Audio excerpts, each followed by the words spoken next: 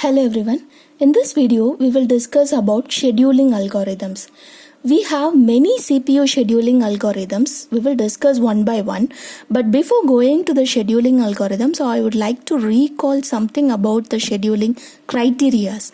So we have already discussed what are all the scheduling criteria, which is nothing but CPU utilization, throughput, turnaround time, waiting time, and response time.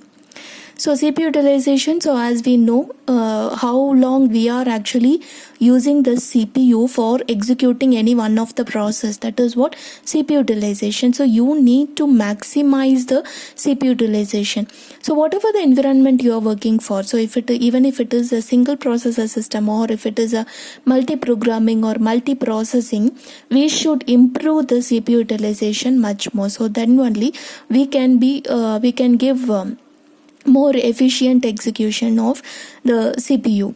And the next one is throughput. So throughput is nothing but the measure of amount of work to be done per unit time. So that is what throughput. So how many number of process we are actually performing it.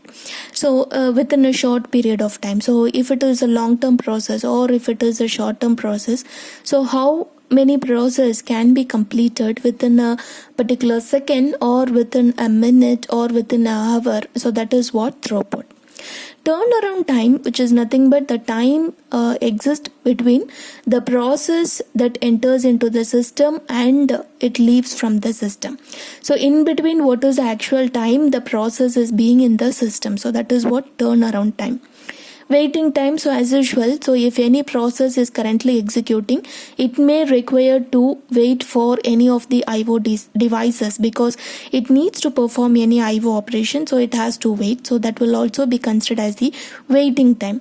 Before allocating the CPU for any one of the process, that process will particularly will be waited in the ready queue. So that is also considered as a waiting time. So we need to calculate what is the total waiting time of any process that enters that is in the system.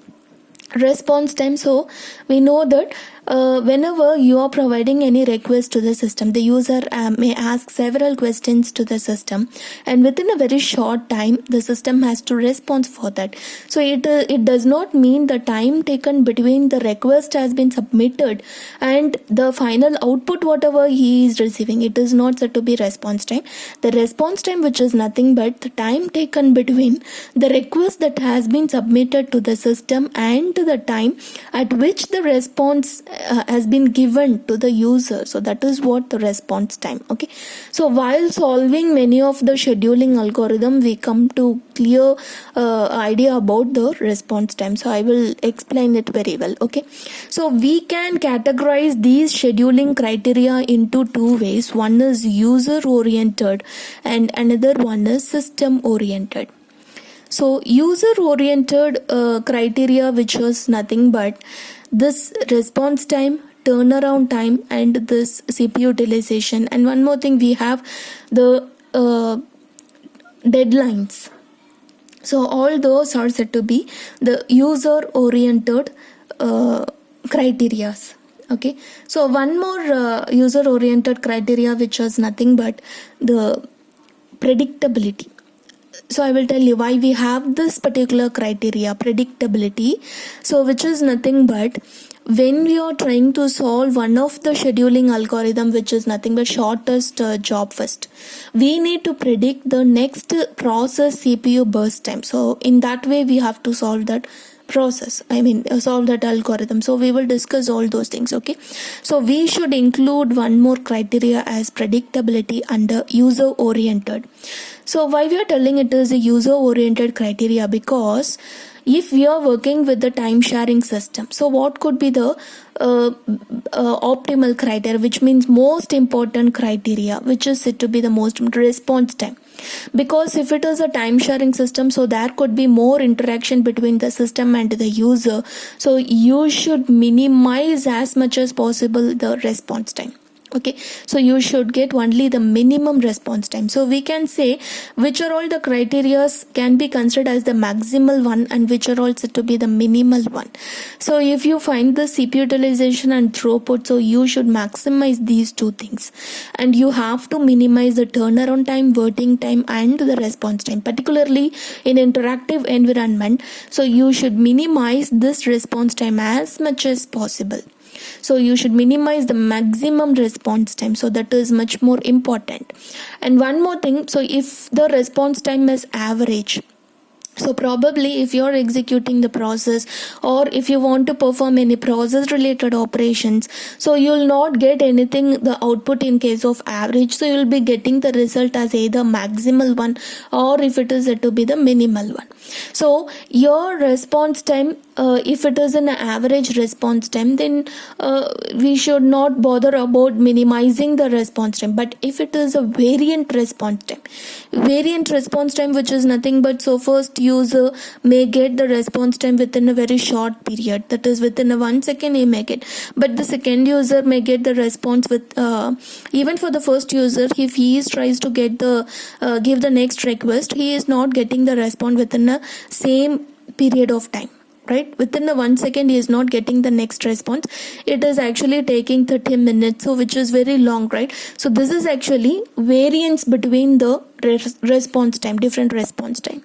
So if it is a variant response time, actually we should minimize, so we should focus on it and we should get only the minimal response time for each and every request whatever we are getting from the user. So it is the most important criteria that we should follow whenever you are proposing any of the scheduling algorithm, right?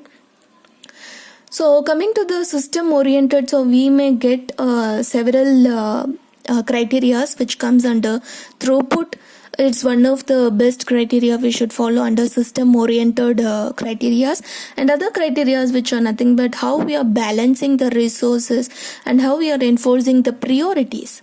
Your priorities also plays a major role in case of scheduling, because if you all keep on scheduling only the high priority process, then the low priority process will lead to the starvation, which is nothing but it keep on waiting for a long time. We cannot know when it will be executed at all, right?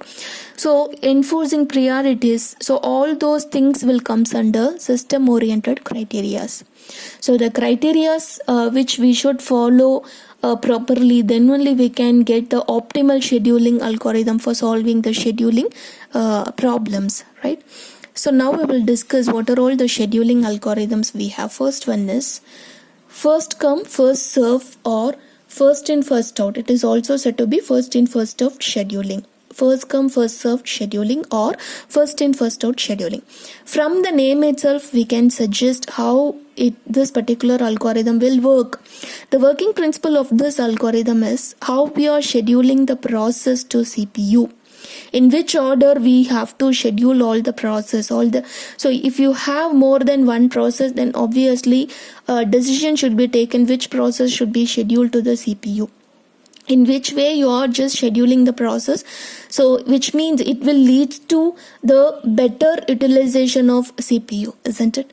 So we should not keep the CPU to sit alone, so we should not keep the CPU as sit alone, so this will not happen at any ways.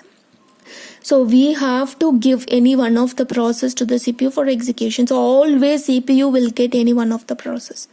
So if you follow the this first come first serve order, which means whichever the process enters first into the ready queue, so we need to schedule that particular process as first to the CPU. In that same order how we have arranged in the ready queue, in the same order we are just scheduling all the process to the CPU. That is what first come first serve or first in first out scheduling algorithm.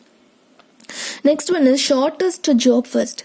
So here also we can understand how we are scheduling all the process to the CPU, whichever the service time or the burst time. So what do you mean by burst time? The time that it takes for the process to be executed by CPU, that is what burst time, or it is to be the computation time. So whatever the time we can give the name, different names to that particular time, or it is also said to be the service time, right? So whichever the process has the minimal burst time, so we need to schedule only that process as first to the CPU for execution. That is what shortest job first. Okay, so we are also facing many advantages and disadvantages in each and every scheduling algorithm. So we will discuss one by one. Next one is priority scheduling.